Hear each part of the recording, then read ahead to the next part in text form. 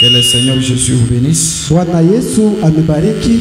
Que Dieu vous bénisse. Mungu amebariki. Nous avons un bébé à consacrer ici. Tunakuwa na mtoto wa kutolea hapa. Bébé Mbuyi Betty. Na mtoto Mbuyi Betty. De notre frère Benoît et de la sœur Yvonne. Avancez avec le bébé. Wa ndugu yetu Benoît na dada yetu Yvonne mukaribie na mtoto. Que nous puissions les consacrer entre les mains de notre Dieu. Tupate kumutolea mu mikono ya Mungu wetu. Nous sommes dans notre texte habituel. Tunakuwa mu kitabu kietu kia zoezi. C'est dans Matthieu chapitre 19. Munakuwa ni mu Mathayo 19. À partir du 13e verset. Kuanzia kusheria yake ya 13. La Bible dit ceci. Biblia nasema hivi. Pendant qu'on avance avec les bébés. Na wakati beko nakaribia na mtoto. La Bible dit ceci. Biblia nasema hivi. Alors on lui amena des petits enfants. Chapo bakapea Yesu watoto kidogo. Afin qu'on leur impose les mains. Ni juu Yesu apate kubekia mikono. Et prie pour eux. Na apate kubaombea. Mais les disciples les repoussaient. Na watume wakakusukuma. Et Jésus dit. Na Yesu akasema. Laissez les petits enfants. Mwache watoto kidogo. Et ne les empêchez pas de venir à moi. Na mshiwakoseshe kuye kwangu. Car le royaume des cieux. Juu ufalme wa mbingu. Et pour ceux qui leur ressemblent. Na kwa wale wanaofanana. Il leur imposa les mains. Na kawekea watoto mikono. Et il partit de là. Na Yesu akatoka pale. Donc chez nous, nous ne baptisons pas les bébés. Hapa petu atubatizake watoto. Mais nous les présentons simplement entre les mains du Seigneur. Lakini tunawatambulisha mikono ya Bwana. Et nous proclamons les paroles de bénédiction. Tunatangaza masauti ya mabaraka. Inclinons maintenant les têtes. Tuinamisha sasa vichwa. Parlons maintenant à Dieu pour prononcer les bénédictions sur cet enfant. Na tunasema kwa Bwana juu ya kutangaza baraka kwa huyu mtoto.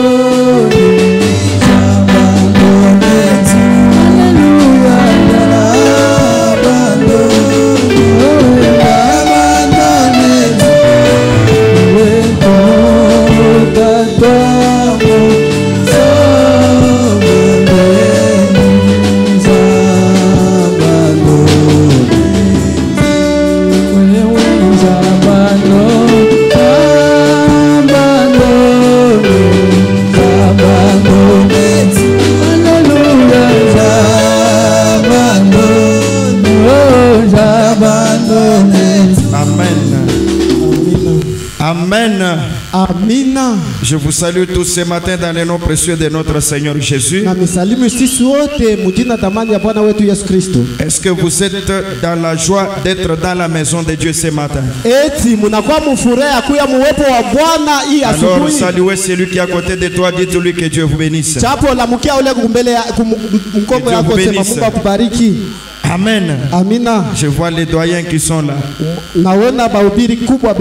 Vraiment, c'est une bonne chose. Tenons-nous maintenant debout pour respecter la lecture de la parole. Afin que nous puissions entrer directement dans la matière. Nous sommes dans Apocalypse chapitre 2. Suivant notre petit point que nous sommes en train de parler. Nous commençons à partir du 4e verset. La Bible dit ceci. Mais ce que j'ai contre toi, c'est que tu as abandonné ton premier amour. Souviens-toi donc d'où tu es tombé. Répands-toi et pratique tes premières œuvres. Sinon je viendrai à toi et j'ôterai ton chandelier de sa place, afin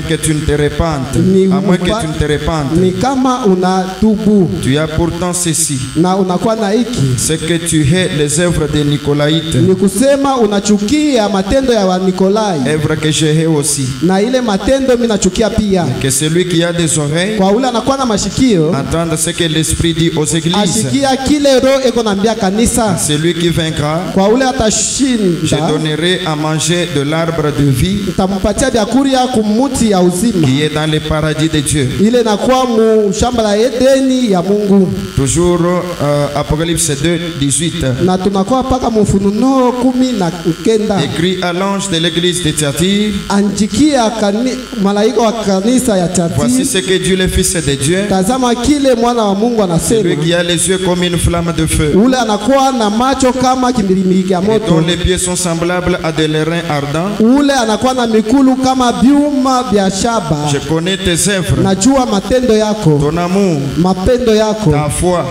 Imani yako. Ton fidèle service. Na uaminifu wako kazi. Ta constance. Na kukawia. Et les dernières œuvres plus nombreuses que les premières. Na matendo ya mzuri ya kuzaidi ya kwanza. Mais ce que j'ai contre toi, na ile shikufurakie, c'est que tu laisses la femme Jézabel. Ni juu unacha ule mke Jezabel. Il se dit prophétesse. Ule anadita mutabiri. Enseigner et séduire mes serviteurs. Na eko nafundisha na kutongoza watumishi wangu. Voilà qu'il se livre à la débauche. Na mutazame anajitolea kumabaya. Et qu'il mange des viandes sacrifiées aux idoles. Na eko na kuri ya nyama yenye kutolea kumasalamu. Je lui ai donné du temps afin qu'elle se répande. Na mpatia muda apate kutubu. Et elle ne veut pas se repentir. Na huyu ashipende kutubu. Et sa débauche.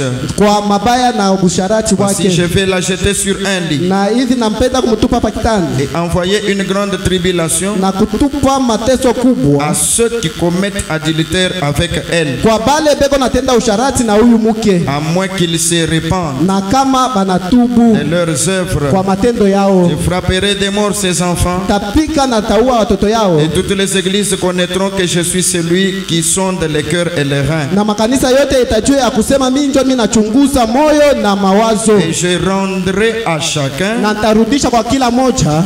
Amen. Amina. C'est à chacun de vous selon ses œuvres. Na tarudisha kwa kila mmoja wenu kulingana na matendo yake. Que Dieu bénisse la lecture de sa parole. Mungu abariki usomi wa neno. Nous pouvons nous mettre maintenant peuple de Dieu. Tunaweza kuikala sasa taifa ya Bwana. Et je rendrai à chacun. Tarudisha kwa kila mtu. Selon les œuvres, selon ses œuvres. Kulingana na matendo yake. Apocalypse 3 maintenant. Na Ufunuo 3.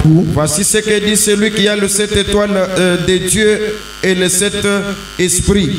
Na tazama kile ule anashika manyota 7 na ile maro 7 mumikono. Je connais tes œuvres. Najua matendo yako. Je sais que tu passes pour être vivant. Najua ya kwamba unapita kuwa uko naishi. Et tu es mort. Na unakufwa. Sois vigilant. Na bakia uko na sopoka. Et affermis le reste qui est près de mourir. Na kamilisha bale banakuwa tayari ya kufwa. Car je n'ai pas trouvé tes œuvres parfaites devant mon Dieu. Njumi shipate matendo yako kamilifu ya mzuri mbele yangu. Rappelle donc comment tu as reçu et entendu la parole. Tazama na kumbuka namuna ile ulipokea na kushikia neno. Garde-la. Na uichunge ile neno. Et répands-toi. Na utubu. Sinon tu ne veilles pas. Na kama si tu ne veilles pas, kama upende, je viendrai comme un voleur. Tarudia kama mwizi. Et tu ne sauras pas à quelle heure je viendrai te surprendre. Na hautajua wakati gani nitakuja kukushutusha. Pour terminer, Apocalypse 3:14. Juu ya Ufunuo 3 na sura ya 14. Écrit à l'ange de l'église de Laodicée. Anjikia kwa malaika wa kanisa ya Laodikia. Voici ce que dit l'Amen. Tazama kile Amina nasema. Le témoin fidèle et véritable. Mushuda mwaminifu na wa kweli. Le prince de la création de Dieu. Na mwana mkuu wa uumbaji. Je connais tes œuvres. Najua matendo yako. Je sais que tu n'es ni froid ni bouillant. Najua ya kwamba una baridi wala moto. Puisses-tu être froid ou bouillant? Na vile hauna baridi wala moto. Ainsi parce que tu es tiède. Na vile unakuwa vuguvugu. Et que tu n'es ni froid ni bouillant. Na una baridi wala kivukutu. Je te vomirai de ma bouche. Takutapika mukinywa kyangu. Parce que tu dis. Ninju unasema. Je suis riche.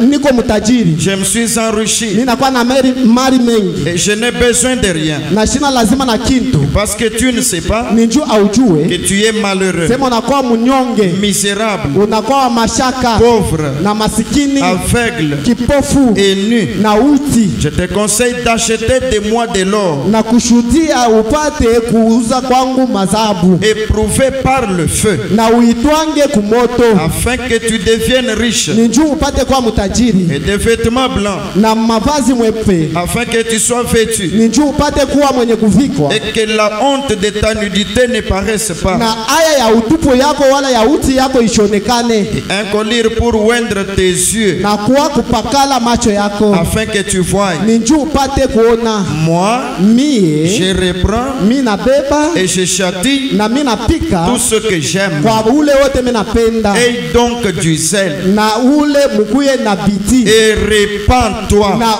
tubu. Voici je me tiens à la porte. Mutazame na shimama kumulango. Et je frappe. Na mingu na konkola. Si quelqu'un entend ma voix. Kama mtu anashikia sauti yangu. Et ouvre la porte. Na nafungula mlango. J'entrerai chez lui. Nitaingia kwake. Je souperai avec lui. Nitakulia naye. Et lui avec moi. Na yeye atakulia nami. C'est lui qui vaincra. Kwa ule atashinda. Je le ferai asseoir. Nitamwikarisha. Avec moi sur mon trône. Na mie kule kukiti yangu enzi. Comme moi j'ai vaincu. Mvile mimi nashinda. Et me suis assis avec mon père sur son trône. Na mimi nekala na baba yangu kule kukiti ya enzi. Que celui qui a des oreilles. Kwa ule anakuwa na mashikio. Entendre ce que l'esprit dit aux églises. Sikie kile roho ikunambia kanisa. Amen. Amina. Amen, amen. Amina, amina. Amen, amen. Amina, amina. Que Dieu vous bénisse. Mungu amibariki. Que Dieu vous bénisse. Mungu amibariki. Acclamons pour la gloire de notre Dieu. Tuchape mikono juu ya utukufu ya Mungu wetu. Acclamons fortement pour la gloire du Seigneur. Tuchapie Bwana mikono nguvu juu ya utukufu yake. Oh, nous sommes vraiment contents ce matin Tunakuwa na furaha sana ya asubuhi. d'être identifiés au peuple de Dieu. Ba kwenye kutambulisha kutaifa ya Mungu. Les gens qui doivent aller dans l'enlèvement. Bale bantu bataenda munyanulivu. Les gens sur qui Christ compte. Bale bantu Kristo yeye anatumainia. Les gens pour qui Dieu est mort au bois du Calvaire. Bale bantu Mungu anakufia kule kumsalaba. C'est vous ce matin. Ni mwei asubuhi. Amen. Amina. Et c'est vous qui retenez la colère de Dieu. Ni mwei bale munashimamisha kasilani ka Mungu. Qui devait certainement s'abattre sur cette terre. Kile kilipasha kupika hapa pa dunia. À cause de votre sainteté. Juu ya utakaso yenu. À cause de votre vie digne de l'évangile. Juu ya maisha yenu ya kustahili injili. Est-ce que c'est la vérité?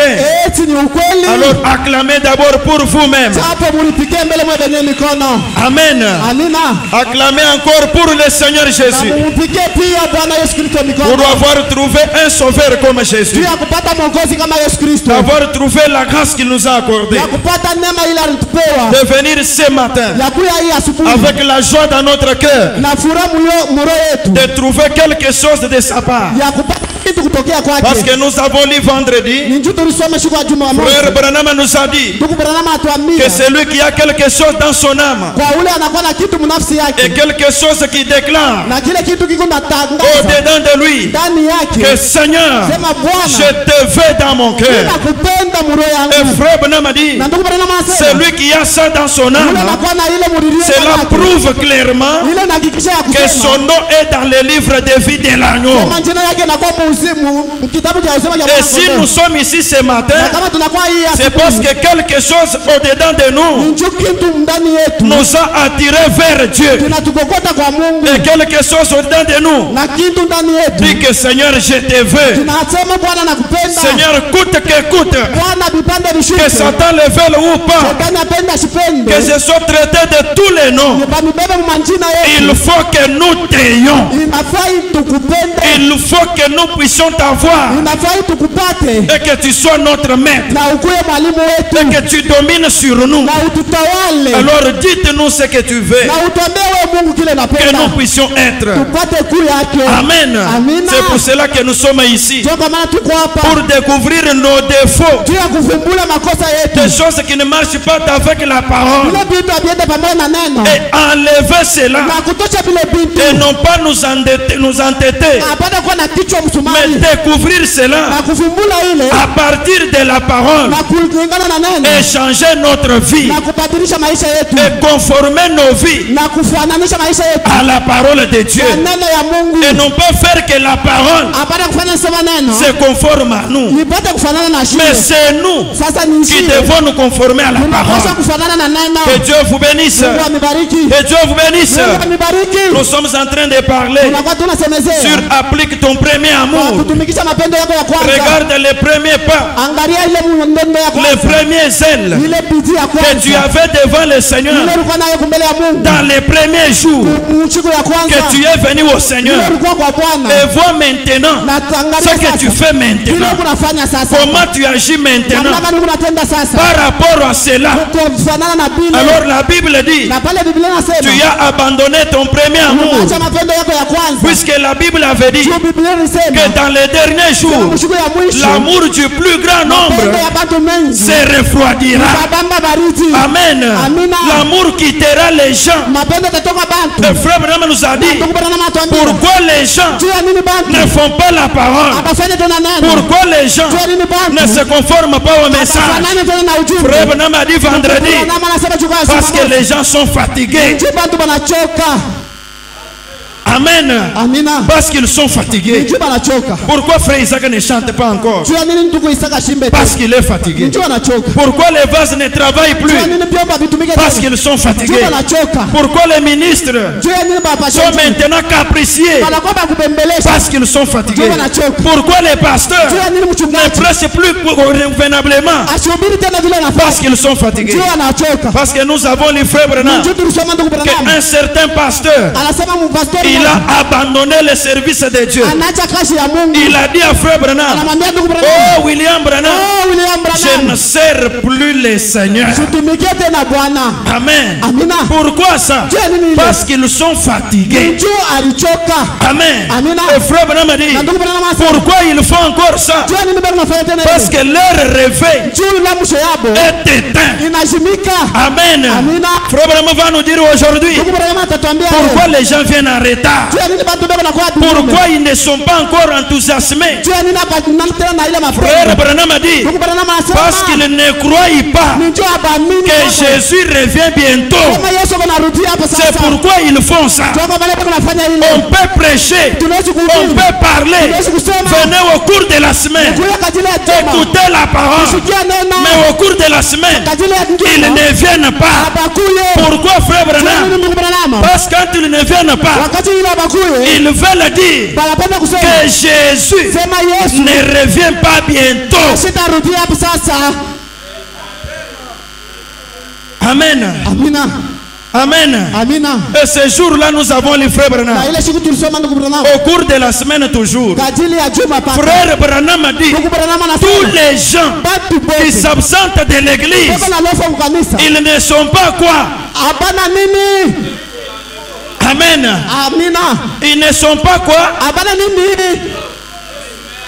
Frère Branham a dit, tous les gens qui s'absentent de l'église, ils ne sont pas nés de nouveau.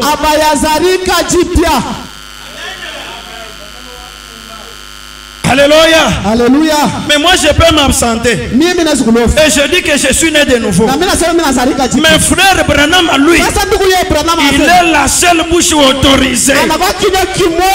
C'est lui qui a la parole. La Bible dit, la parole vient au prophète, au prophète messager. La parole ne vient pas au pasteur, ne vient pas au diacre, ne vient pas au prédicateur, mais la parole vient au prophète messager. Et nous avons lu Frère Branham. Il a dit, croyez-moi dans tout ce que je vous dis. Et quand nous arriverons à la fin, l'ange du Seigneur répondra lui-même pour m'avoir dit de vous dire de me croire. Alléluia. Alléluia. C'est-à-dire, comme Branham dit, les gens qui s'absentent, ils ne sont pas nés de nouveau. Même si nous croyons frère Branham que ce qu'il a c'est la vérité. Et on saura que c'est la vérité à la fin, au jour du jugement, quand l'ange du Seigneur répondra. Amen. Alléluia. Amen. Est-ce que c'est la vérité? Applique ton premier amour. Tu venais même sous la pluie. Mais maintenant, qu'est-ce qui est arrivé? Qu'est-ce qui t'arrive maintenant? Applique ton premier amour alors. Il y a encore de la possibilité. Toi qui t'absentais au cours de la semaine, les juges, l'arbitre, William Branham, il nous a dit que tu n'as pas le Saint-Esprit. Alors ne t'entête pas. Commencez maintenant à le chercher. Parce que tu ne l'as pas. C'est lui qui voit clairement les choses. Amen. On peut trouver le baptême du Saint-Esprit. Frère Branham a dit, avec le Saint-Esprit que vous avez, Dieu peut vous juger et après vous condamner avec le Saint-Esprit là, de la manière que vous l'avez utilisé. Amen. Applique ton premier amour. Regarde le seul que tu avais, ce que tu étais et ce que tu es maintenant. Nous sommes dans un absolu. Amen. Dans un absolu pour reprendre un tout petit peu ceux qui n'étaient pas là.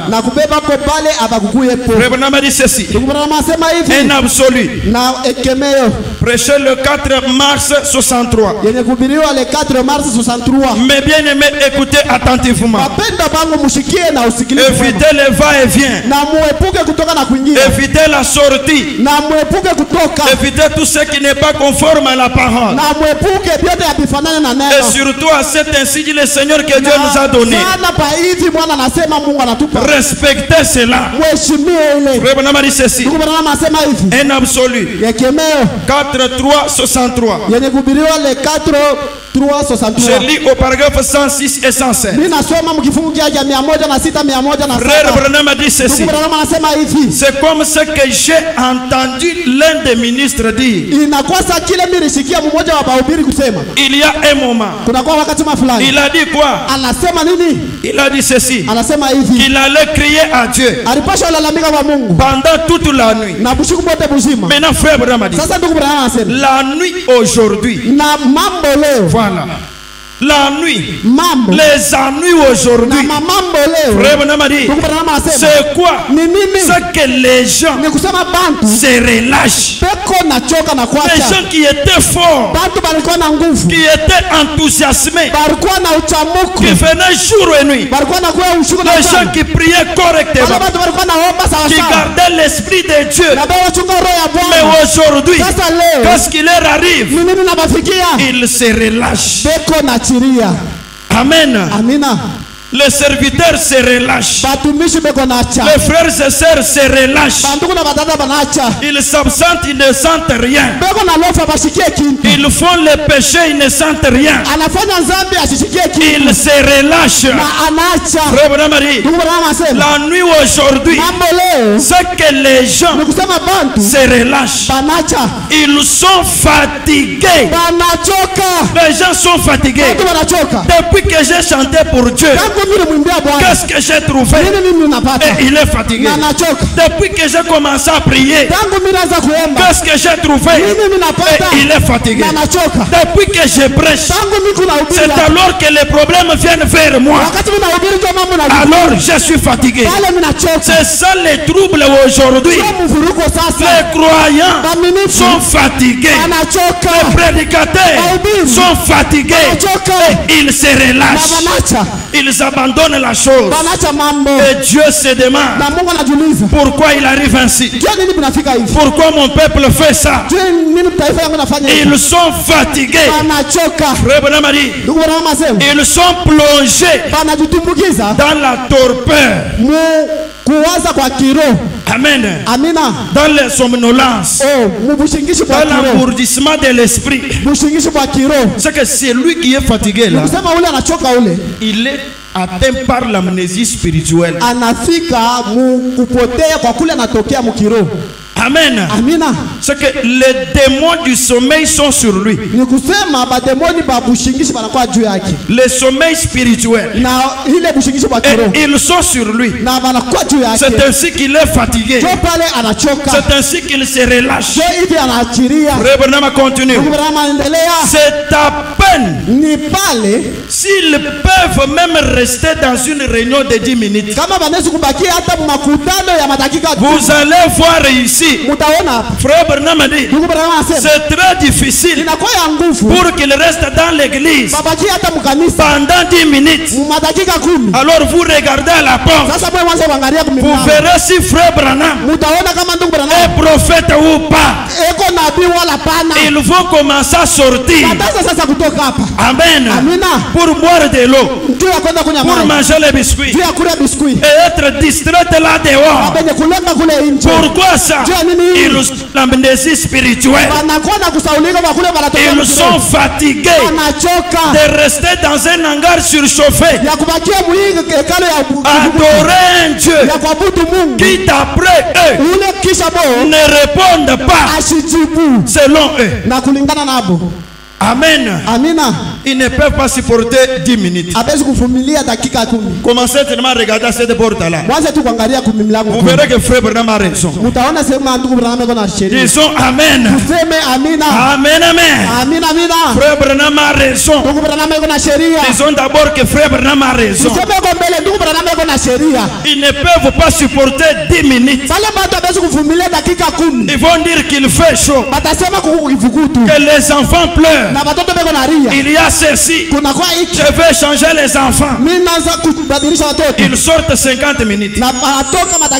Quand ils sont à l'intérieur, ils ne peuvent pas supporter 10 minutes. William Branham, c'est un prophète. Il voyait tout ça même dans son église. Amen. Le vase entre en onction. Il termine ce travail.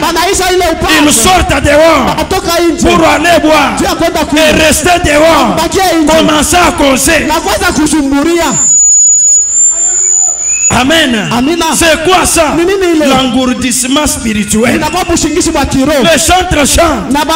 Ils terminent à chanter. Ils sortent dehors. Ils sont devant l'église en train de manger les beignets, en train de manger les arachides. C'est quoi ça? C'est un âge terrible. C'est l'âge de la Odyssée. C'est la tiédeur qui est sur les gens.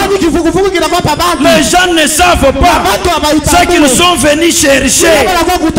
Ils n'ont pas les soucis de trouver Dieu. Amen. Amen. Ils ont oublié leur premier amour. La grâce que Dieu leur avait faite. Sans cette, Frère Branham a dit, si vous aimez Dieu, Frère Branham a dit, eh bien, ce n'est pas que vous l'aimez. Si vous l'aimez, si réellement vous l'aimez, comme vous ne l'aimez plus, mais laissez-moi vous dire, si vous aimez l'Éternel, qu'est-ce qui va va arriver? Frère Branham a dit, si vous aimez Dieu, Branham dit, eh bien, nous devions être occupés. Nous devions être occupés avec les choses de Dieu. Nous devons être occupés pour trouver le baptême du Saint-Esprit. Nous devons être occupés pour pleurer. Les larmes coulant. Seigneur, sauve ma fille. Jésus, sauve-moi. Sauve mon père. Sauve ma mère. Fais quelque chose, Seigneur.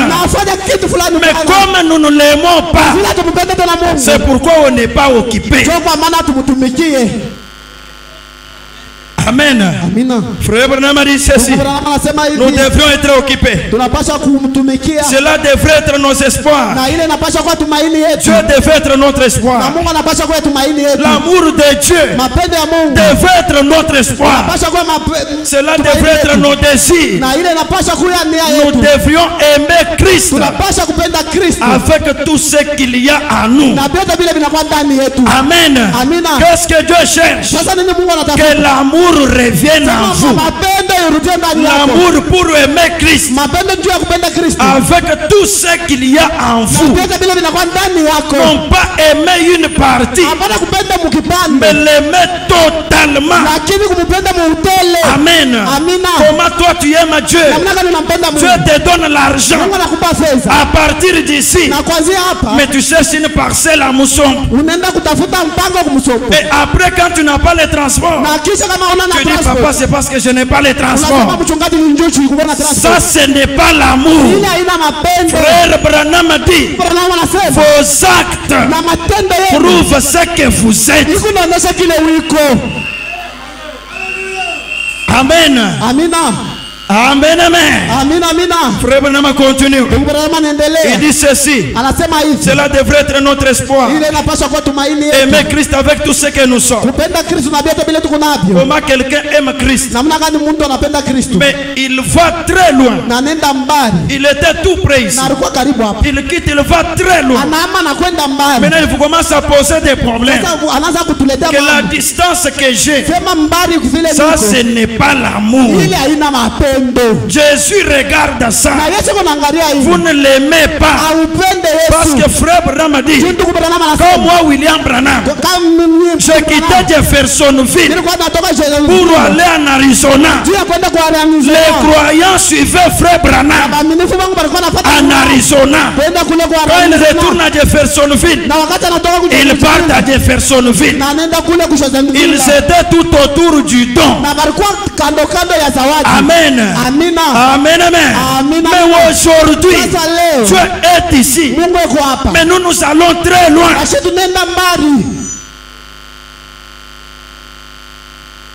Amen.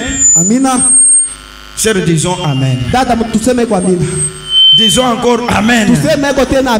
Ah, l'amour du plus grand nombre se refroidira.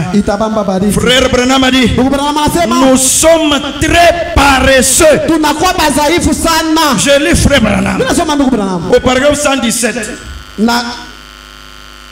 et 107 plutôt. Nous sommes très paresseux. Qui croit qu'il est paresseux? Moi je suis paresseux. Amen. Quand le prophète dit, c'est la parole de Dieu. Amen. Nous sommes très paresseux. On ne fait pas ce qu'on devrait faire. On n'a pas gagné les ans qu'on devrait gagner. Nous avons lu mercredi. Frère Branham a dit, un certain moniteur de l'école de dimanche, il était tantôt dedans, tantôt dehors. Il venait à l'église, il retournait. Frère Branham a dit, et il est tombé mort. Il n'a pas gagné une âme pour le Seigneur Jésus. Frère Branham a dit, je me demande maintenant quelle sera sa récompense. Même s'il ressuscité ce matin, Frère Branham a dit, il va courir vite vers ce tabernacle.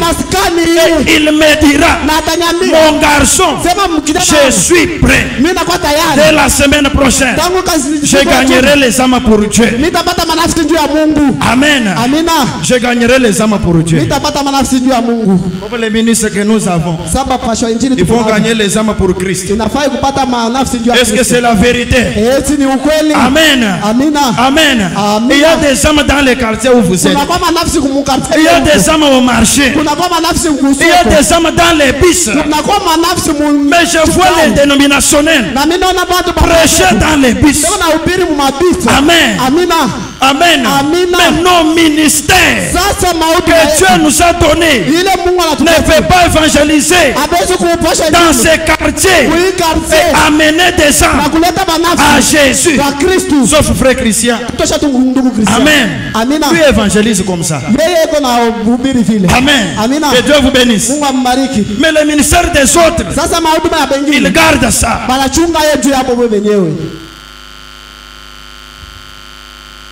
Il y a des gens qui passent ici, qui montent, qui descendent.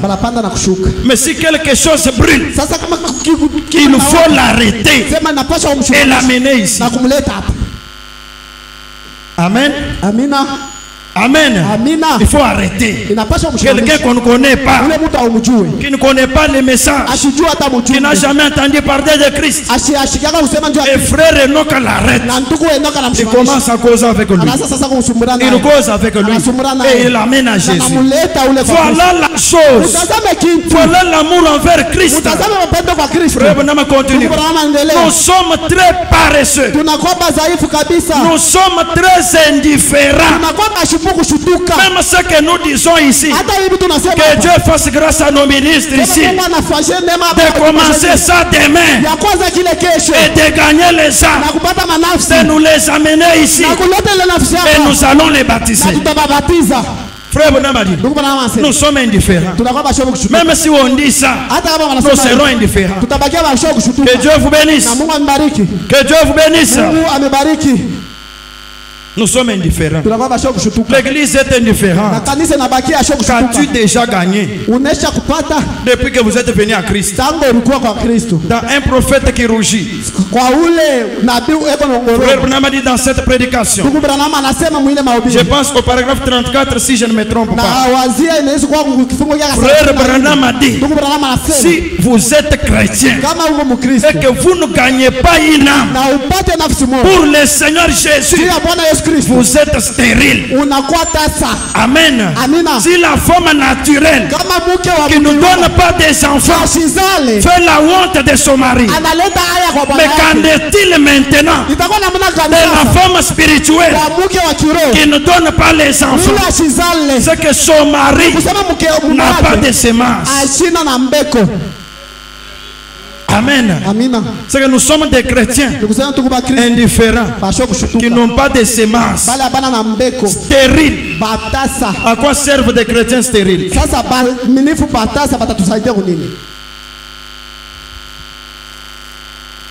Amen. Amen. Amen. Applique ton premier amour envers Christ. Frère Branham continue maintenant. Nous sommes très indifférents. Alors que le monde se met sous nos pieds. Tes voisins sont en train de mourir. Qui sont dans la même parcelle où Dieu t'a placé. Ils sont en train de mourir. Sans Dieu. Frère Branham a dit, le monde se met sous nos pieds. C'est vrai. Les vies humaines s'éteignent sans Dieu. Il y a des voisins qui meurent sans Dieu.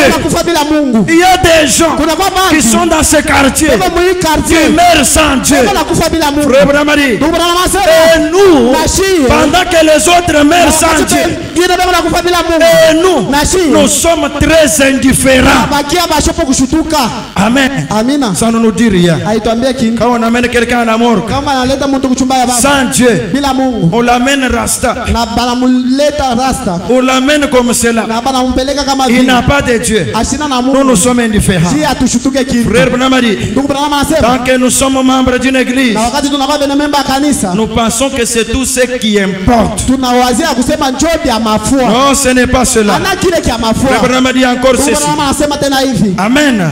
Nous parlons de l'amour du plus grand nombre qui s'est refroidi. Ou bien applique ton premier amour. Ou bien applique les premières œuvres. Les œuvres que tu as manifestées alors que tu venais encore à Christ. Ces œuvres-là, c'est ce que l'Éternel cherche. Il avait apprécié cela. Refait la même chose. Et il en serait content. Il se réjouira. La Bible dit, Frère Branham dit ceci. Âge de l'église d'Éphèse. Je peux lire dans cet âge ici, le cet âge de l'église. Écoutez ce que notre prophète Branham a dit. Nous sommes à la page 73. Page 73. Partie C sur la page. Sur la page, Frère Branham dit ceci. Le nom d'Éphèse, parce que c'est là qu'on a dit applique ton premier amour. Le nom d'Éphèse lui-même a un sens composé étonnant. Éphèse veut dire viser et relâcher. Amen. Viser ce que vous faites et relâcher après. Visez Dieu. Quand vous le voyez, maintenant vous le relâchez. Frère Branham continue. Les aspirations élevées de cet âge qui avait débuté avec la plénitude de l'esprit. Amen.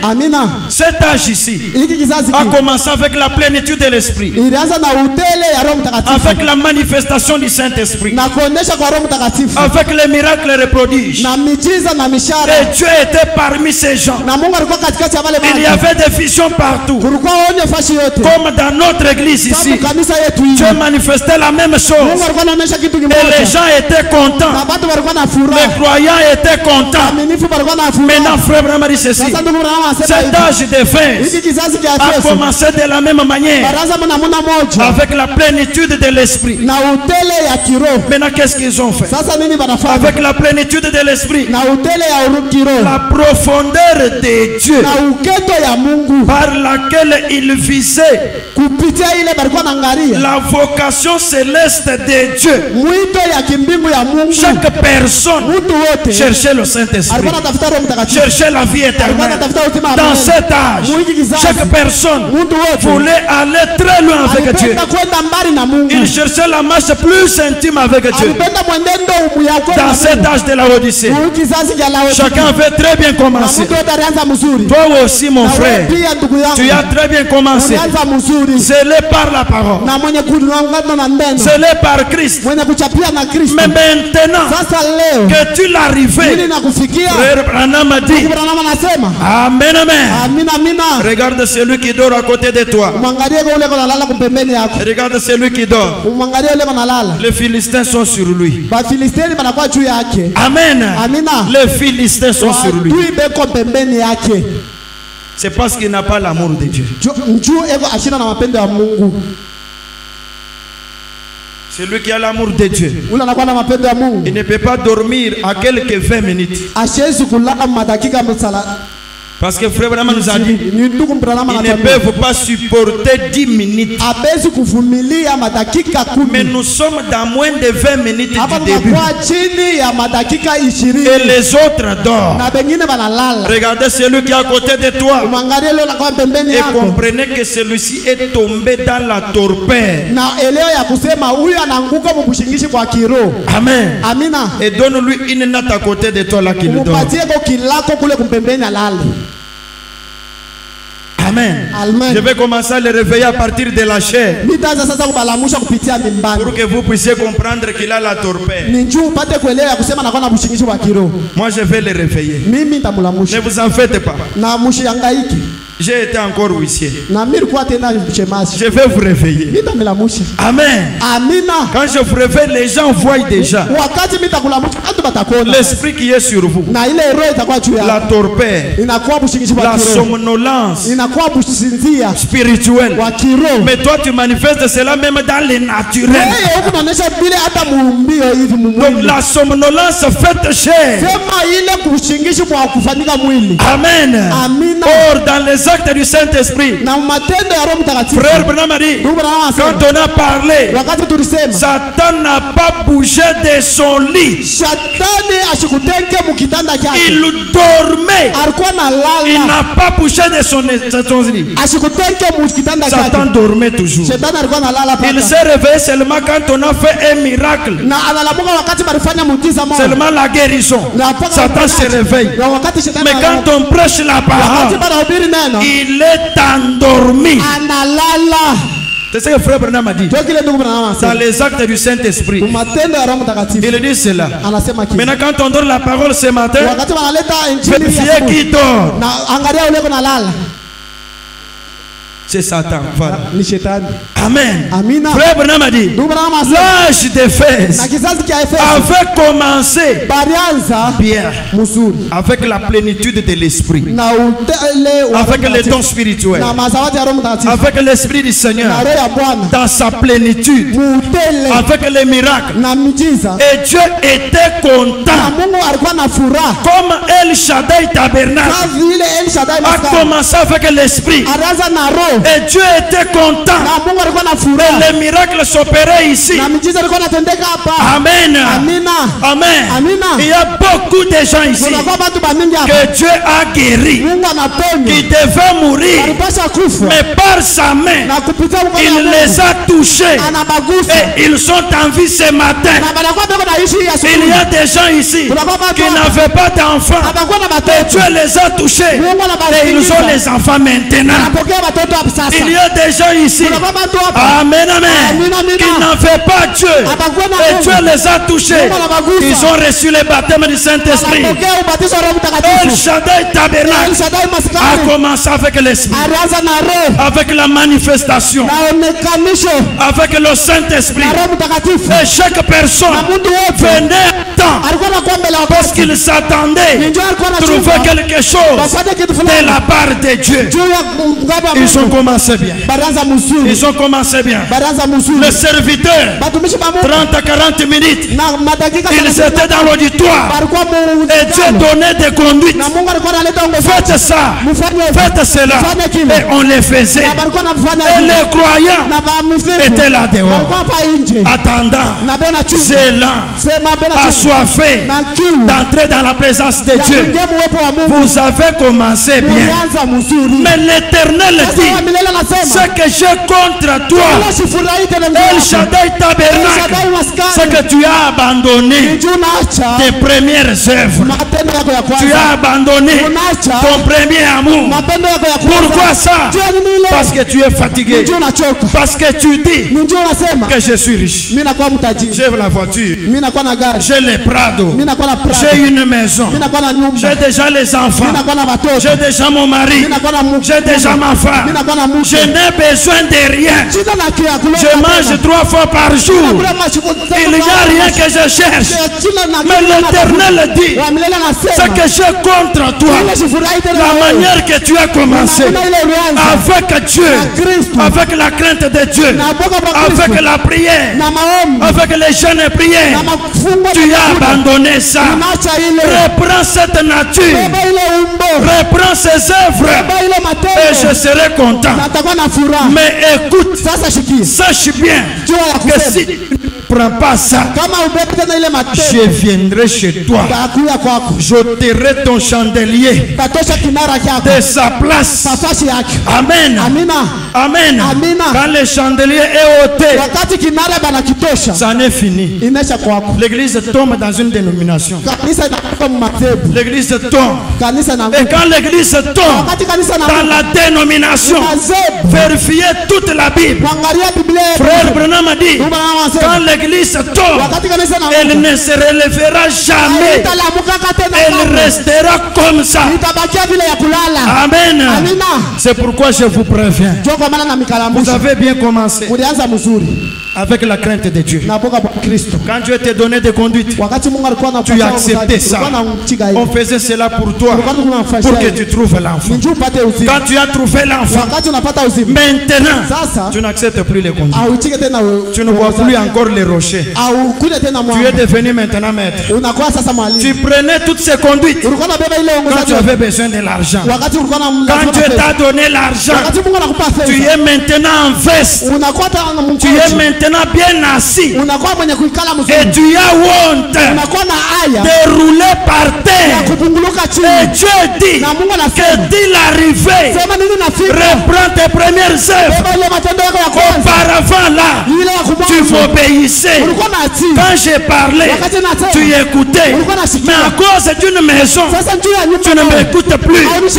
Qu'est-il arrivé? Retourne dans ta première œuvre, dans ton premier amour. Parce qu'auparavant là, quand on te disait rouler par terre, tu roulais. Tu croyais que c'est Dieu qui t'a parlé. Et Dieu t'a parlé. Il t'a donné ça. Tu ne doutais pas. Et il t'a guéri avec ça. Amen. Amen, amen. Mais maintenant, tu as abandonné ça. Comme l'âge d'Éphèse, qui avait bien débuté, avec la plénitude de l'esprit, la profondeur de Dieu, par laquelle il visait la vocation céleste de Dieu. Frère Branham a dit, maintenant, cet âge de la Odyssée a commencé à céder la place à une attitude moins vigilante. C'est avec moins d'ardeur qu'auparavant qu'on suivait Jésus-Christ. Auparavant, cet âge ici suivait Jésus. Mais après, ils ont abandonné Jésus. Que Dieu bénisse. Frère Bonamari, ils vont terminer maintenant content. Comment? Qu'est-ce que cela voulait dire? Ce qui présageait que dans les âges suivants, les véhicules physiques appelés l'église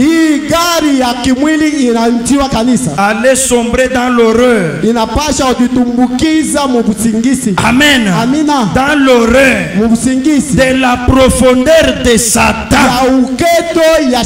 On peut quitter de la profondeur de Dieu pour se retrouver dans la profondeur de Satan. Amen. Amen. Est-ce que je me fais comprendre? Toi que Dieu utilisait autrefois, toi qui avais Dieu, faites attention. Reprends maintenant. Recommence encore. Et monte encore. Sinon, tu vas te retrouver dans la profondeur de Satan, enveloppé par les sorciers. Que Dieu vous bénisse. Laissez-moi vous dire, si Dieu te quitte, on peut même te donner la sorcellerie. Amen. Celui qui était pasteur, prophète, la sorcellerie. Il commence à ensorceler.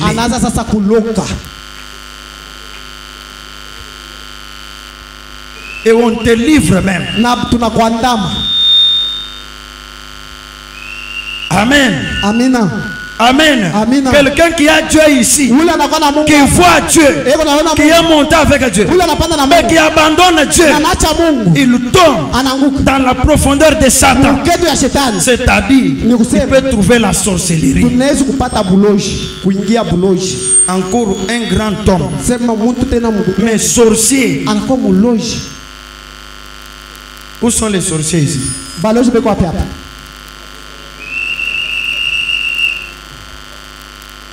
Les sorciers, ils sont où?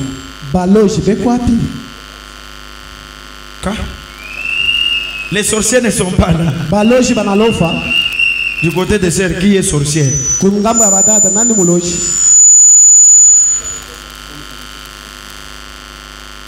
Vous pensez qu'il n'y a pas de sorciers ici?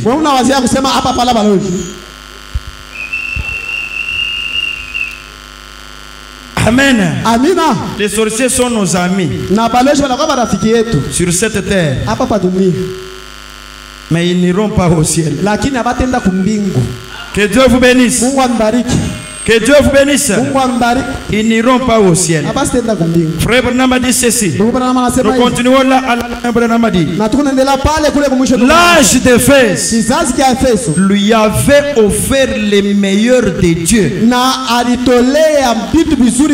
Le meilleur de Dieu. Dieu a fait des choses pour cet âge. Des puissants miracles.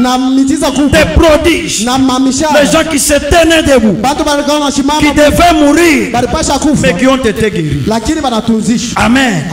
Mais ces gens-là avaient Dieu, mais ils ont fini. Frère Branham a dit, l'âge d'Éphèse lui avait offert le meilleur de Dieu, et elle avait tenu bon pendant un moment. Faites attention, dans cette marche on peut tenir bon pendant un moment. Dans la vie chrétienne, on peut aller pendant un moment. Si on ne compte pas, on tombe. Amen. Amen. Pendant un moment. Mais ensuite, elle s'est relâchée. Il commence à laisser des choses. Elle est relâchée. Dans ces moments d'une attention, comme ils se sont relâchés, qu'est-ce qui est arrivé? Frère Branham a dit, Satan a planté la semence de la ruine totale. Quand tu montes avec Dieu, l'amour de Dieu, et tu te relâches, et tu abandonnes Dieu, automatiquement, Satan voit ça. Que Dieu bénisse. Il n'y a que deux royaumes. Le royaume de Dieu et celui de Satan. Il n'y a que Dieu et Satan. Christ et Antichrist. Quand tu laisses Dieu, que je ne te sers plus, automatiquement Satan te récupère. Frère Branham a dit, Satan a planté la semence de la ruine totale. C'est pourquoi Dieu dit, comme il y a encore de la possibilité, retourne vite, regagne tes premières œuvres, les œuvres que Dieu avait appréciées. Sinon la ruine totale t'atteindra. La ruine du diable t'atteindra. Oh, tu es fils de Dieu. Frère Branham continue dans la prédication intitulée Concerné et convaincu.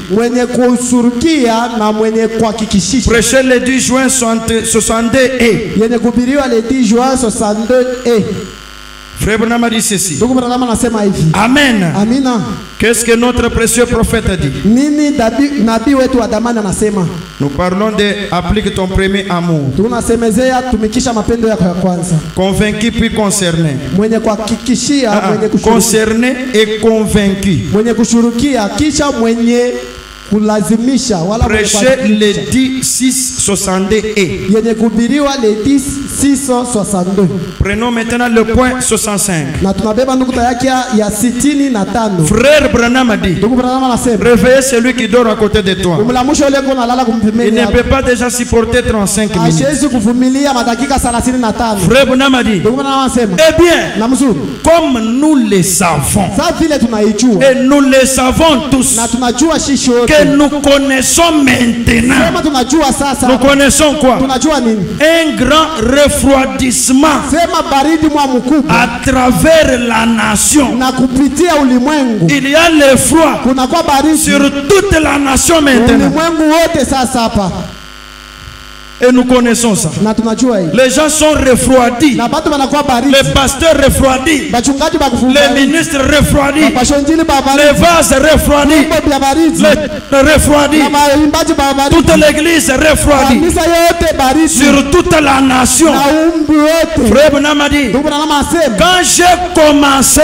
wakati nilianza, applique ton premier amour. Sœur. tumikisha mapendo yako ya kwanza dada. Frère Branham a dit, Ndugu Branham anasema, quand j'ai commencé, wakati nilianza, au début, kumwanzo il y avait beaucoup d'éclats dans les réunions. kulikuwa kupasuka mingi mu makutano, Il y avait beaucoup d'éclats kulikuwa kupasuka dans mingi les réunions de Frère mu Branham. makutano ya ndugu Branham, Au début de son ministère, mwanzo ya huduma yake. comme ça se faisait au début de cette église, Sasa ile ilikuwa inafanyika kumwanzo ya hii kanisa, il y avait beaucoup d'éclats dans les réunions. kulikuwa kupasuka mingi mu hii Les gens na bantu étaient dans des réunions de prière. walikuwa mu makutano ya maombi. Au début là, Kumwanzo kule chaque soeur, dada wetu chaque frère ndugu wote était consacré. alikuwa mwenye kutolea, Il avait son jour de consécration. alikuwa na siku yake ya kujitolea, Il avait son jour de prière. alikuwa na siku yake ya maombi. Amen, amen. Amina, amina. C'était au début. Ilikuwa ni kumwanzo. Maintenant, Sasa hapa est-ce que tu as encore une réunion de prière?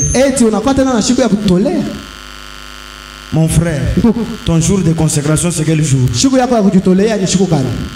Un chrétien qui n'a même pas un jour de consécration, Mkristo ule ashina tana siku moja ya kujitolea, qui n'a même pas un jour de prière, ashina tana siku moja ya mais maombi, il s'attend au ciel. na iko nachunga kwenda kumbingu, Il s'attend iko nachunga tu à aller voir Dieu. ya kwenda kumwona Mungu. Amen. Amina. Mes frères Branham a dit, Na ndugu Branham au début, kumwanzo, quand j'ai commencé, wakati milianza il y avait beaucoup d'éclats kulikuwa mapasuko ya dans mingi les réunions. mu makutano, Les gens na bantu étaient dans des réunions de prière. walikuwa mu makutano ya maombi. Frère Branham a dit, partout, Ndugu Branham anasema fashi partout yote, on allait, na fashi yote tulikuwa dans na les maisons de tous les frères, mu manyumba ya bantu pote, les maisons de toutes les sœurs. manyumba ya watata Quand wote. vous y arrivez, Wakati unafika kunyumba ils sont dans la prière. mu maombi, Chaque matin, na siku yote ils asubuhi prennent même une heure de prière. wabeba tasaa moja Oh ya éternel mon Dieu, Mungu. Milele Mungu wangu. merci pour cette journée. Asante juu ya hii Voilà siku. maintenant Seigneur, Tazama sasa envoie Bwana. ton ange devant moi. Tuma malaika yako Il pouvait prier même une heure. Balozi kuomba tasaa moja. Amen. Amina. C'était au début. Ilikuwa ni kumwanzo. Mais maintenant, Sasa pa on dort tunalala avec les projets na mamambo à faire le matin. ya kufanya kesho. Et on a même l'insomnie Na tunakuwa hata na kushika pour aller vite, vite ya kwenda et raha gagner cet argent. na kupata ile franga L'habitude inakuwa ni que zoezi. tu avais au début Ile ulikuwa nayo kumwanzo est partie. inaenda. Frère Branham a dit, Ndugu Branham anasema ils étaient dans des réunions de prière. walikuwa mkutano wa maombi Partout, fashi yote, les journaux me critiquaient. na ile matangazo yalikuwa na Comment nizarau. chez toi, Namna gani kweli? les gens prient beaucoup comment? Bantu beko naomba mingi Comment vile à ndio. El Shaddai Juu Tabernacle, ya nini kweli Shaddai maskani? les sœurs priaient beaucoup. Pourquoi? Dada beko naomba sana juu ya Et nini? les journaux me critiquaient. Na ile matangazo yalikuwa na nizarau. Amen. Juu ya ni- Amina. Amen. Amina. On venait dans ce tabernacle Tulikuwa nakuya huku du kumaskani. lundi au dimanche. Kushikwa kazi Il y moja na avait kazi les moja. groupes de sœurs et de frères. Na kulikuwa kikundi cha bandugu na badada. Les uns priaient mardi, Na pengine walikuwa na les autres mercredi, les autres la nuit, Pengine usiku. les autres la journée. Pengine mchana. Il y avait la prière ici. Kulikuwa maombi Mais hapa. c'était au début. Ilikuwa ni kumwanzo. Qu'est-ce qui est arrivé? Sasa nini nafika? Reprends ton habitude. Beba ile zoezi.